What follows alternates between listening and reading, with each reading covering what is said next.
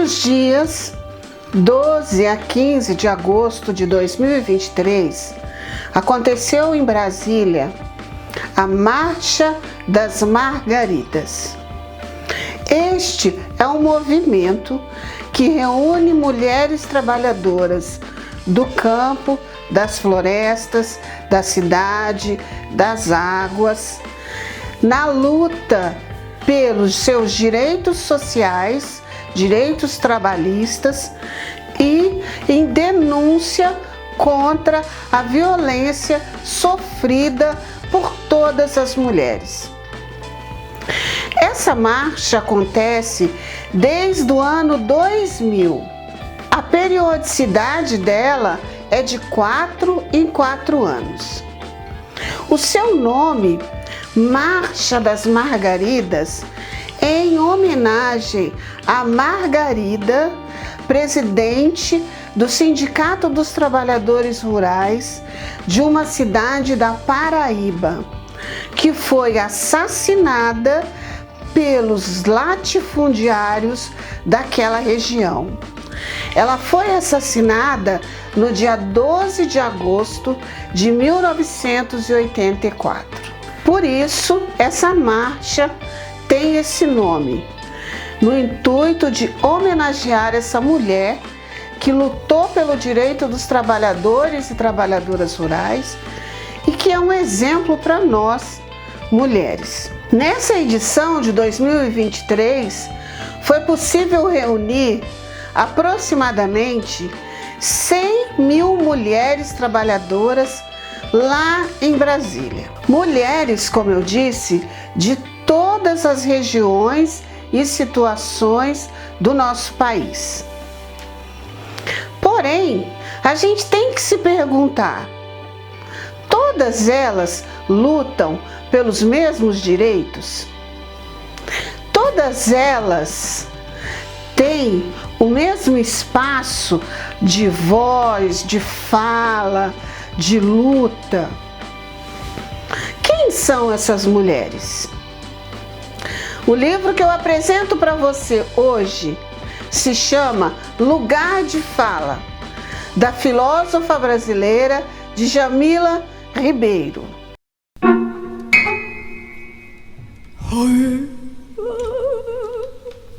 Djamila Ribeiro é uma filósofa, feminista, escritora negra brasileira.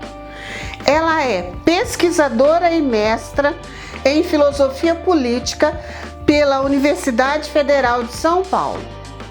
Autora de pequeno manual antirracista, Quem Tem Medo do Feminismo Negro, Cartas para Minha Avó, e ela é a coordenadora da coleção Feminismos Plurais, sendo que Lugar de Fala é o primeiro livro dessa coleção. Nesta obra, a autora, com uma linguagem simples e acessível, mostra para nós a diferença entre representatividade e lugar de fala. Por exemplo, na Marcha das Margaridas, 100 mil mulheres trabalhadoras estavam reunidas. Isso é representatividade. Mulheres trabalhadoras reunidas. Lugar de fala é: será que todas aquelas mulheres vivenciaram as mesmas dificuldades no trabalho?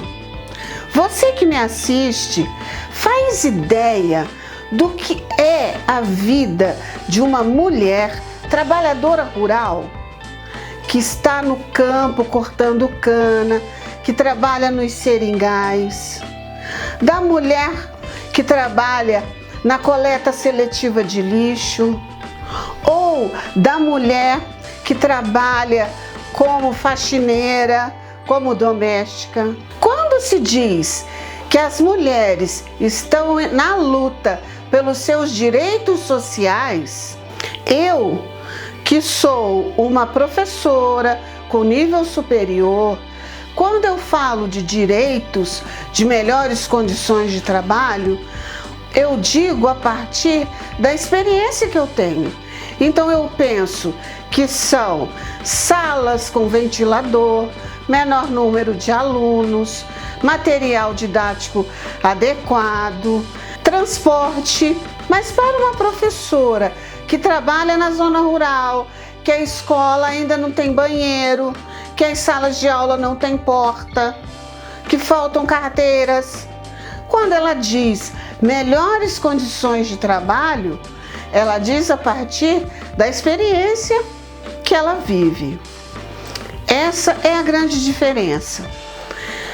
Quando uma mulher trans fala de violência, ela fala de uma violência completamente diferente da violência que a mulher branca, cis, sofre. A autora vai mostrando o papel da linguagem, porque a linguagem é um mecanismo de manutenção do poder. Portanto, o livro ele vai se destacar por ter uma linguagem bem simples, direta, que vai facilitar a compreensão do leitor, vai ser bem acessível. Ela vai mostrar que o pensamento, a filosofia, a ideologia dominante, ela vai se apropriar da narrativa que ele mesmo criou, que os poderosos criaram para oprimir e, o que é pior, justificar essa opressão e silenciar as camadas mais fragilizadas da sociedade, a saber, as mulheres negras e os homens negros, os pobres, os moradores das periferias desse mundo, do nosso país, da América Latina. No livro, ela vai contextualizar historicamente o feminismo e de como as mulheres negras não foram consideradas nessa luta feminista. Então, por exemplo, vamos pegar o movimento das sufragistas, as mulheres brancas norte-americanas que lutaram pelo direito ao voto, por exemplo. Elas estavam lutando para qual mulher votar. No final, o resultado dessa luta, ele atingiu qual grupo de mulheres? As mulheres brancas que sabiam ler. As negras e as analfabetas não tiveram esse direito contemplado. O mesmo aconteceu aqui no Brasil. Apesar de agora as pessoas que não são alfabetizadas terem o direito de votar, mas na conquista do voto feminino, só as mulheres brancas que sabiam ler e escrever que tiveram esse direito contemplado. Quem estava à frente desse movimento eram as mulheres brancas que nunca pararam para pensar no direito das mulheres negras. Assim também, quando houve a luta pelo direito da mulher sair de casa para trabalhar fora, quem é essa mulher que quis sair para trabalhar fora? A mulher branca, porque a mulher negra, ela sempre trabalhou. Ou trabalhou escravizada com a suposta libertação das pessoas escravizadas, ela continuou trabalhando. Ela continuou trabalhando como lavadeira, como doméstica, como babá. Por que até hoje existe a expressão alma seca? Quem era a mulher que estava lutando pelo direito de ir trabalhar fora de casa, de sair das paredes do ambiente doméstico? A mulher branca. A mulher negra já estava trabalhando há muito tempo. E a mulher pobre também.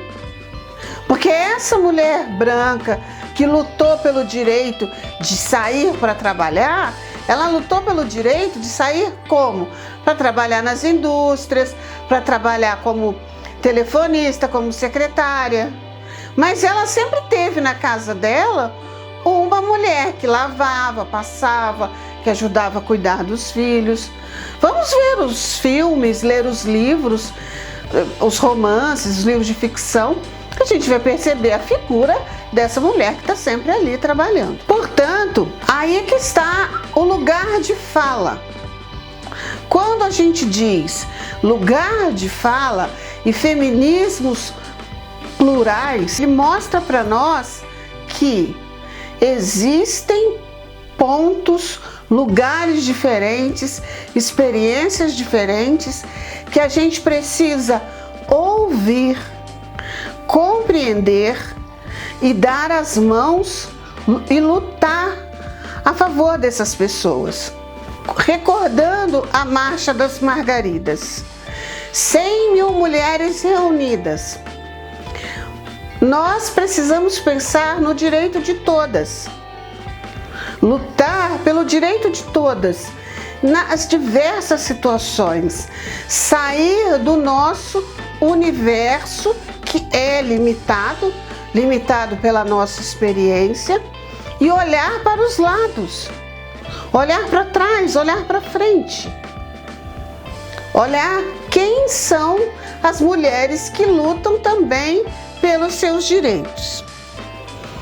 Aí ela mostra a importância da gente consumir, ler, conhecer a produção literária de mulheres negras, mulheres trans, mulheres indígenas, mas não apenas consumir e ler por ler, mas para a gente se questionar e tentar de alguma forma fazer com que esse conhecimento nos possibilite analisar e ampliar a nossa visão de mundo, agregando essas referências dessas pessoas, ampliando as nossas perspectivas.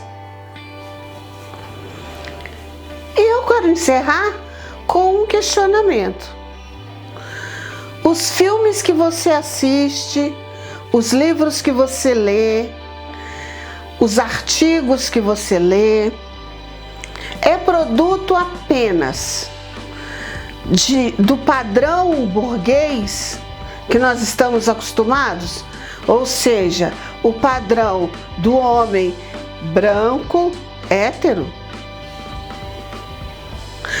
Quantos livros, quantos filmes, quantos livros escritos por mulheres você já leu esse ano? Quantos filmes dirigidos por mulheres você já assistiu esse ano? E desse montante, quantos são de mulheres negras, diretoras negras? Se nós não procurarmos sair desse nosso espaço limitado, vamos sempre ser produto desse pensamento hegemônico, que é o pensamento do homem branco, hétero, que vai estar sempre pisando e freando a liberdade feminina. Eu espero você semana que vem com mais uma resenha aqui no nosso canal. Tchau!